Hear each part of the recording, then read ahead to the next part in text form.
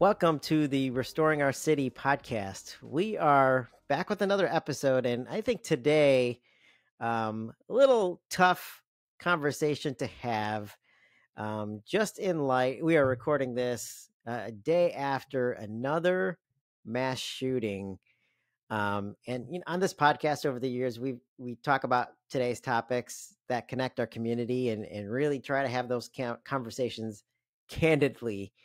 And I'm joined with Jeswin Thomas. And Jeswin, I want to talk about this because it's a topic that we've wanted to discuss for a long time. Actually, Yep. we've had it in our notes for more than a year, and we never wanted to be knee jerk reactionists. And even though we're recording this, it just seems like this happens all the time. So let's jump into it. Let's talk about gun violence. First of all, did you get to hear and see some of this news? And what's kind of your just first reactions when you see something like this? Yeah, it's interesting. Whenever we talk about gun violence, obviously living in a city like Chicago, it's sort of highlighted on a national stage, right? People love to point to Chicago as the city that has this as a problem. And of course, us that live here in the city, we sort of say, hey, you know what, we're not as aware of it because it doesn't really happen, quote unquote, around in our areas. Um, but at the same time, it has been increasing significantly out here in Chicago. And in fact, every single time there's a national conversation about this, I always look at, hey, last weekend, how many people were shot in Chicago? And usually Yep. with the weather warming up, that average probably goes around 40 to 50 per week. Yet Yep. we don't know those names. We don't know who they are. It always reminds me of, we have a level of, you know, we should have righteous anger about any sort of violent incident, sure, especially unjustly. But do we just neglect the amount that we see from a week to week basis and select which ones we want to be outraged about? Is something that always comes to my mind. But yeah. Yeah. No, I'm glad that you quoted that. And obviously, I live in Dallas now, and this news of seeing this was really frustrating. And I want to talk about the emotional aspect of it too, because I think we'll see the wave of posts, right? In people calling to action, people angry and infuriated. What's kind of the emotional perspective that you see when you see something like this? What's kind of the emotions that elicit from you? Yeah. And I think people are rightfully angry, when life is taken, we should be rightfully angry. The emotions, of course, anger is one of them. And really that's about it. We are angry at the world, we're angry at our politicians, we are angry at perpetrators. But at the same time, we're also angry at this thought of, whenever we see this thoughts and prayers, hey, we're sending you thoughts and prayers. I've also seen that we're angry at just saying that phrase. So there's a lot of Yeah. anger across the board. And I also feel like, if I'm going to be completely honest, we are even more angry if the perpetrator is of a certain skin color, and more normal if they're not, if I'm going to be 100% candid here. Yeah, no, and I want us to be because it is infuriating, like that we make political talking points out of tragedy. Yep. It's ridiculous, right? No matter what side of the aisle you are, and this selective outrage of people getting mad about certain types of violence. I think being from Chicago, we see things that happen in our neighborhoods and the places that we work, and some places that don't get as much attention. And we can kind of get into the nuances, right? So there's Sure. definitions of mass shooting, there's intentional killings, and then there's illegal firearms, and then there's assault rifles. It's like, Hmm. where do I direct my attention? It's all over the place. Yeah. But it seems like if you're in a certain state or if you're of a certain party and you fit this talking point, we're going to call attention to it. And it's not because of the people getting killed. It's not because of the lives that are lost. It's because we want to make a statement to score some points in Congress somewhere. That's what it seems like to me, right? Yeah, and I actually wanted to pick your brain on this, Jobin, too. It's, well, how are you feeling right now? And I want to say that because you had mentioned in a couple episodes before, right? One of the primary reasons you guys want to move from Chicago is, hey, the environment that our children are growing up in, especially that being unsustainable within a city, you move to Texas, and I guess, what has been your reaction at least this week, so that the Yeah. listeners know too. Yeah, I mean, if I want to be honest, like I didn't know how to feel when I saw that news yesterday. It was like kind of like a, I don't know, a deadening frustration. I don't know how else to. I wasn't shocked, which is saying something, right? Hmm. Not shocked that there's another mass shooting in America, um, but but I'm sad that there are people killed, and especially I know that there are 8 people as of the report today. A gunman shot and killed 8 people, including children, and that hurts me as a father. And I'll be honest, me and my wife talked about going to that very mall yesterday Hmm. during the time that this occurred. We ended up not making, we had other plans, thank God. Yeah. And we were planning to go to a specific store. And I kid you not, when I read the article, guess what the picture was? The picture was of like a store, H&M, like we always go there. The picture was H&M, and then there's body bags in front Wow. of that store. And it's emotional to me because I'm like, I would have both of my kids with me, right? And it's people running around. We were just at that mall a couple of weeks ago with my family, cousins, eating, walking around, just having a great time, right? And it's sad that this is the world that we live in, Hmm. and primarily because we tried to escape it. We tried to do some human actions like moving across the country to escape something, to say we might be safer, but yeah, but we're not, right? Um, Come on so back. yeah, I think it might be time to come back. But our hearts go out to people, and I don't say that lightly, because to your point, right when I saw that story trending on Twitter is thoughts and prayers, hashtag thoughts and prayers. And if you look at all the subsequent tweets underneath that, it's all just disparaging comments towards, like our politicians and our leaders who are expressing their condolences um, to these families. Hmm. But people are wanting action, right? People Yeah. want to see something happen. Um, it's interesting that we live in this society, and there's a lot of data. We can kind of get into some of the stats if you want. I know you're a stats guy, but when we talk about America, and it's just mass shootings happening in America more often than other developed countries. I know there are some other underdeveloped countries that might have higher rates, which we can kind of talk about that perspective too. But why does it happen here so much? Like, and why do you think it's just so prevalent and nothing ever changes? Which is a loaded question, I know. But Yeah, that what do is you think? definitely a loaded question.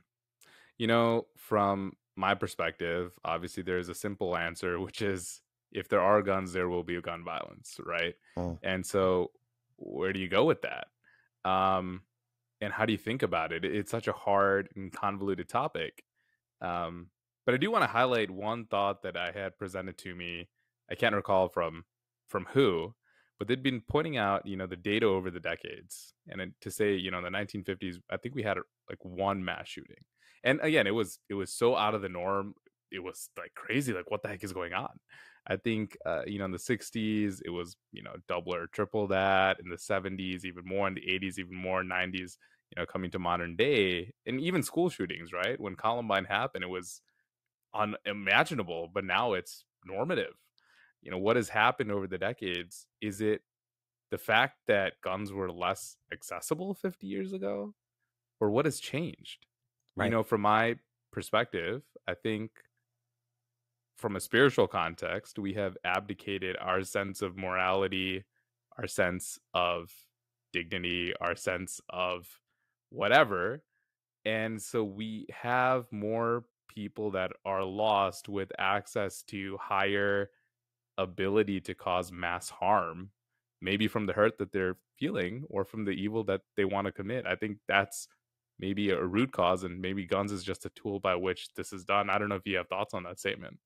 Yeah, no, it's interesting because when we talk about the evil and chaos in this world and the stuff that kind of results from access to weapons like this, it can only be bad, right? And talking from a Christian perspective, we can spout all the Christianese too, to say like, hey, we just pray about it, but we really have avoid in this country when it comes to morality, and we could see it just slipping away into this individualist society.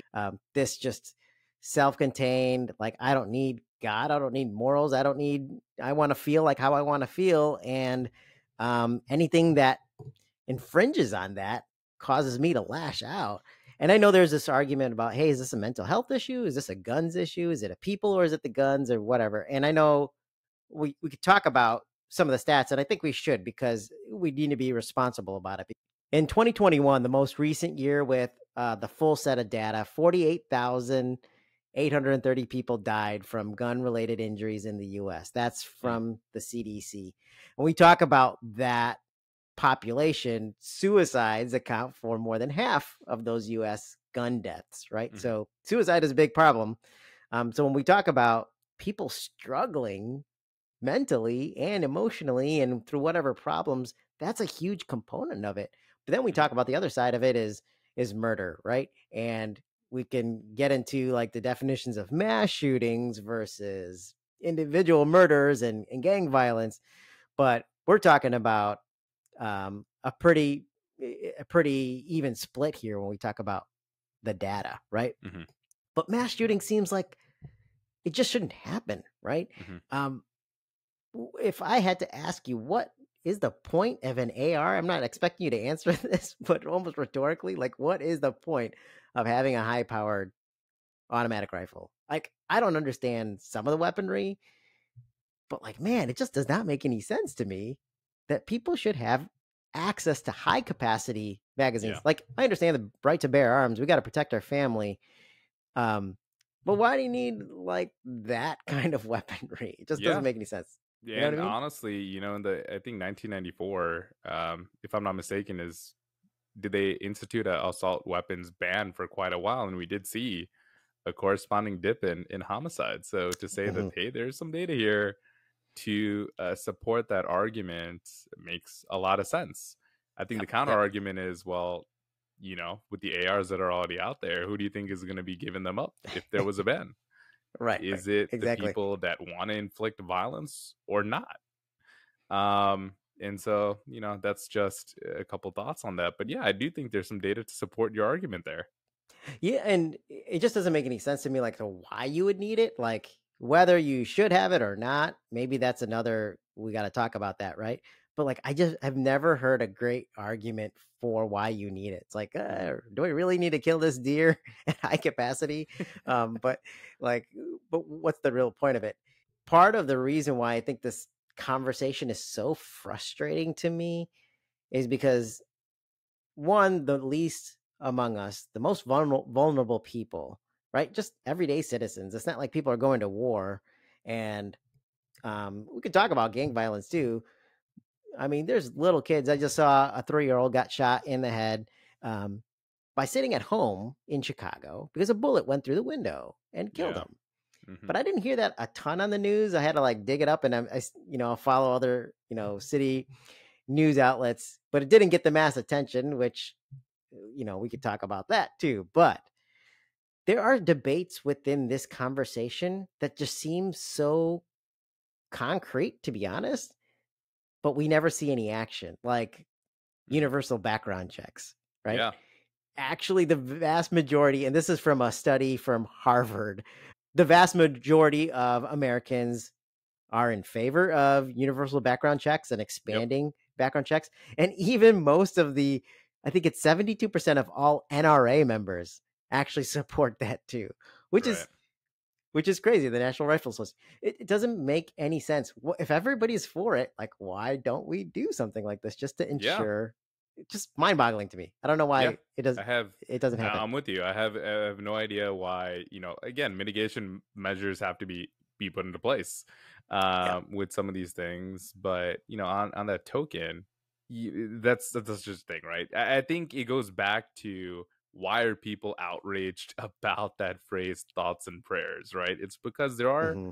solutions that are out there. It doesn't seem like any action has been taken, and so, what's your take on that, right? Should we be angry about just seeing politicians, people, whoever, just saying thoughts and prayers when, like you just said, hey, here's a policy that nearly everyone seems to be agreeing with, and even the people that are gun owners seem to be agreeing with, and yet Yep. nothing is done about it. Should we be outraged at that phrase thoughts and prayers because action is not being taken, or how do you balance that?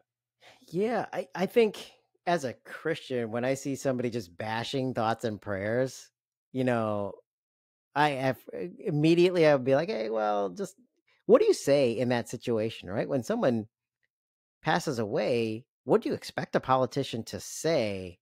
Do you expect them to just pass a law? That's not really how it works, right? Immediately then and there. But at the same time, when it's empty words and you see a majority of your constituency supporting something and you don't enact that into law and you've had multiple chances, that's where I think everybody has a right to disparage you and like provide their voice and critique you on something like this. So I see that, but at the same time, there are people who are providing thoughts and prayers that are completely empty, right? And maybe we do that in our Mhm, day-to-day lives too, right? Empty thoughts and prayers, um, without actually thinking about it, or without actually praying about it, right? mhm, And I think that's where it feels so disingenuous from politicians, and maybe that's why we all get bent out of shape and really frustrated, um, because of situations like this. Trying to digest this, and I know this is a little all over the place in terms of like the data and the noise and the emotions that people hear about this. Like the president actually had a call to action to say he'd like to, call on Congress to ban assault weapons, high capacity magazines, and require universal background checks. So there is a an action that's been presented out there. Hey, can we do this? Right. mhm. Um, but how do we address tragedies like this, as a Christian community, and we look at something like this and we hear people saying thoughts and prayers are useless, we need action. What's just your take on that when you hear somebody say something like that? What is the action that we can take? Well, I think that's for us even within the believers, right? I think when we think of a church nowadays, I wonder how politically divided our churches are, right? Are we Mm, unified as a body of Christ with a diversity of opinions even within our own churches, or are we political monoliths as well? Because if we are political monoliths as a church and we don't reflect the diversity, not just ethnically, but also diversity in thought, how do we know that we're going to come up to the right solution, right? Also, mm, if we don't yep. talk about these things, and again, this conversation might be a little bit all over the place, might be raw, but at the very least, if we're not talking about things and really challenging our own thoughts and presuppositions, how do we know where we have fallen as Yeah. well? So, what do we do within a Christian community? I think one is well, first, we should actually think and pray as much as we can be angry about that phrase. First is, well, what's our first reaction? Is it anger or brokenness, right? When lives are Yeah. lost and things are done, is it I'm just angry at politicians, I'm going to model the anger of the world? Or is it true like brokenness for these stories? And not just brokenness when certain situations come up, is it true brokenness for, again, for me in Chicago, I'm guilty of this. I'm not broken for the 50 people shot every single weekend here, every single weekend. And look at our Right. numbers, right? I'm not. Maybe I've grown numb to it. Maybe I'm just looking at the stats, but not understanding these are people. These are more than just the statistics. Do I pray about that? And then two, do I Yeah. actually think about that? Not thinking in the sense of here is a very popular Instagram thing that's trending. Let me just reshare it on my story, but actually do some digging, some thoughts, some counter perspective. Why? So that at the end of the day, we can bring a policy, right? Because if our policy simply is from, let's say, from the left side and say, let's just ban everything, maybe there are stats that support, hey, guns are a deterrent to actual violence, and we just don't look at that side at all. Or maybe we go to the other side and say we just need guns and that's already protected by the government, and you go back and say, hey, maybe putting limitations does mitigate a loss of life. We do need to think and pray, but actually doing those things, not just talking about those things. I don't know if you have a take on that. No, you're right, and I think you're hitting on it that people don't want to talk about, right? Because we can clearly say, "Hey, it's the guns, it's the guns, it's the guns," and to an extent, I see that. but we're talking about, just to give some stats here. In 2020, the most recent year for which the FBI published data, handguns were involved in 59% of the 13,000 plus gun murders. Hmm. Rifles, the category that includes guns, sometimes referred to as assault weapons, were involved in 3% of the firearm murders, Hmm. right? So I see the actions and I actually kind of agree. I'm like, why do you need an assault rifle? And we say it's the guns, it's the guns, it's the guns. But then when nobody bats an eye when it's the gang violence and it's the black and brown kids who are getting killed in the crossfire of gun violence from illegal firearms, right? Hmm. Where's the uproar? Where's the posts and the shares and all that fun stuff, right? Like that's where it seems disingenuous to me. Yeah. Not to say that I don't agree with banning some of these things and having background checks. Like, let's do it. But like, if we're going to be vocal, let's be vocal about the people's lives and not Yeah. just a policy. And because your politics agree with something, right? Like, Yeah. that's where I feel like we as Christians have to get out of this party line, which I think we fall into, you know? And how do Um, we do that though? Because I agree with you. We are so much more polarized nowadays, and our mhm. thoughts are shaped by, just like you said, what the party line, quote unquote, is saying. But if we're gonna be outraged by something, let's at least be outraged by the lie. Let's be at least standard on that, right? Let's not be Yep. Yep. selectively outraged by that. Let's at least hold that up as a standard and be consistent, right? Calling things out regardless of if it fits, one side's narrative or another. But how do we practically do that within a church? I haven't been in a time in our country that has been more polarized, even just politically, from the level that states are so different from one. Honestly, you could go from California to Florida and you could probably feel like you're in two different countries with two different sets of values with two different sets of people, right? Yep. You can go from church to church nowadays and just look and you can have a feel of, okay, this church leans X, Y, or Z way, but how do we do this? How do we do that? Yeah, yeah. I think we have to get out of our echo chambers, number one. And like, if you're always finding yourself aligned with one political party and it ends up not being about the people, then I think you're already down the wrong path, right? Like, Hmm. if you really cared about black or brown people, then you would care about gang violence more than we do in this country and more than people propose that they are, right? Instead of spinning narratives based on race and ethnicities and whatever demographics you want to split the pie in. Yep. But if we really cared about those people, then we would be invested into those communities. I heard a great just a conversation with a family member of mine. We were talking about a church in the south side of Chicago that they got to visit in Lawndale, and they planted their church in the neighborhood where there is so much violence, right? And that's Hmm. action. That's outside of party lines, right? It's conservative values in serving the most needy people. I don't know what their politics are. I have no idea. But just hearing how they invest their time, effort, and energy in where they live, caring about the people who are around them, I think that's the best way to get out of your politics.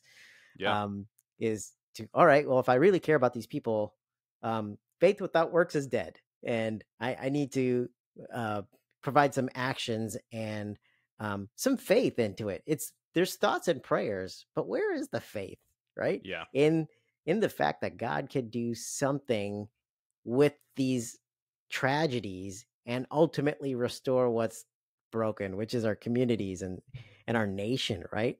I'm just reminded of a lot of like the Old Testament and how like in Habakkuk, it's he's crying out to God for some justice in the suffering in this world, and God comes back and tells him that He will ultimately restore everything, right? And it's I was expecting this like crescendo and like everything's gonna just save the day, right? But like God promises that he's going to restore the nation, but it's not going to happen just yet. Write it Yeah. down, and in due time, it's going to happen.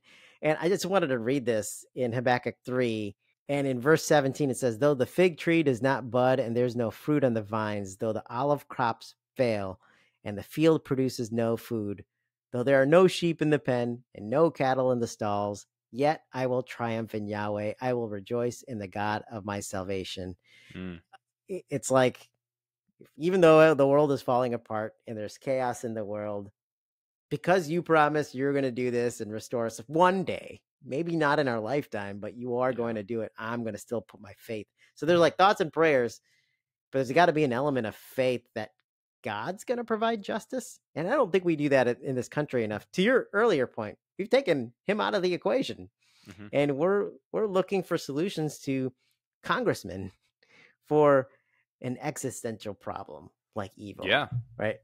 And even from a Uh, practical level, I mean, how many times do we make the argument, hey, we just need to separate the church and state? We need to separate. What does that mean on like a practical level? I mean, honestly, from the beginning, it's that the state doesn't create a religion for the entire country, right? Just like the Anglican yep, Church was in England or Catholicism was in Spain, or even if we go to Iran and there is a theocracy, that is not supposed to happen here in America. It doesn't mean strip the moral, heart of your politics out of the legislation that you pass, right? At the end of the day, all of these politicians are walking by a moral code, and that moral code will be enacted into the laws of our country. Now, if those laws either align to scripture or don't, is contingent on, well, what code is everyone walking by?